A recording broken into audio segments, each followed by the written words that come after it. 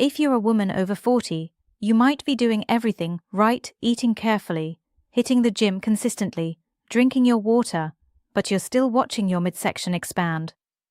Let me validate you right now, you are not imagining things. And this is absolutely not a willpower issue. Something fundamental has shifted behind the scenes. And until you understand exactly what that is, trying to diet your way out of it will only leave you exhausted. Here's what's really going on.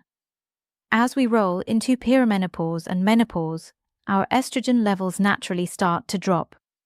Estrogen does a lot of things, but one of its main jobs is telling our bodies to store fat in the hips and thighs. When estrogen dips, that signal fades. Suddenly, your body decides on a new default storage spot, your belly.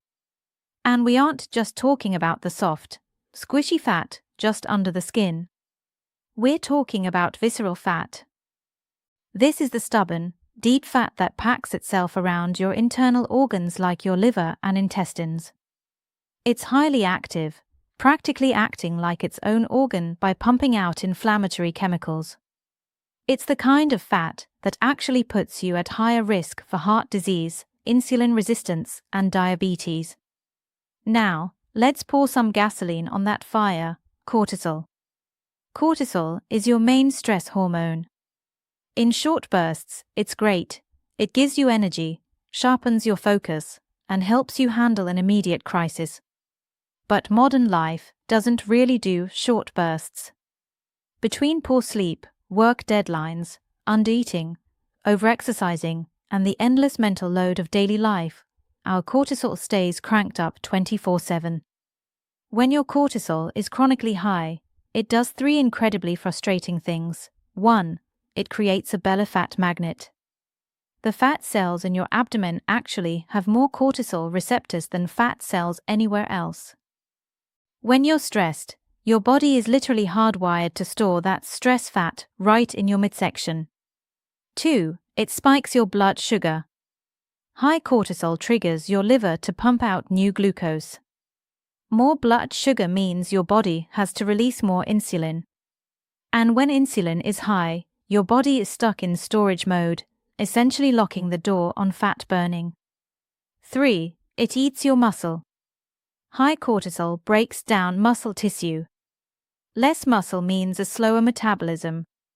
So, even if you're eating the exact same amount of food you did in your 30s, your body is burning fewer calories at rest and storing the leftover energy as fat.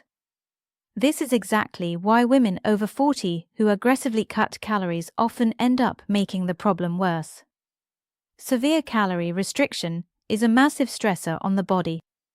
The harder you diet, the higher your cortisol spikes, and the tighter your body holds onto that belly fat. So, how do we actually fix this? We have to stop treating this like a math problem and start treating it like a hormone problem. Here is what actually moves the needle. Defend your sleep like your life depends on it. Deep sleep is when cortisol finally drops.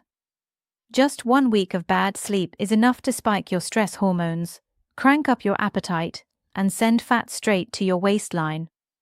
Seriously, nothing you do in the gym matters if you aren't getting 7 to 9 hours of quality rest. Eat more protein. Protein protects that precious muscle mass, keeps you full, and keeps your blood sugar totally stable. Most women drastically undereat protein. Aim for about 0.7 to 1 gram for every pound of your ideal body weight.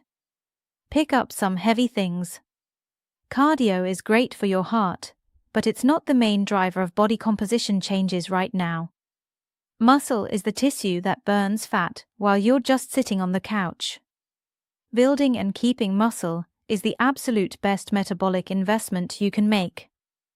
Actively manage your stress. I know, easier said than done. But taking magnesium glycinate, making sure you eat enough healthy carbs around your workouts, taking slow walks outside, and cutting back on punishing HIIT workouts can dramatically lower your baseline cortisol. Next time you see your doctor, ask them to look at the full picture. Checking your estrogen, cortisol, and thyroid together tells a much truer story than the scale ever will. Subscribe for more no-nonsense, evidence-based health breakdowns.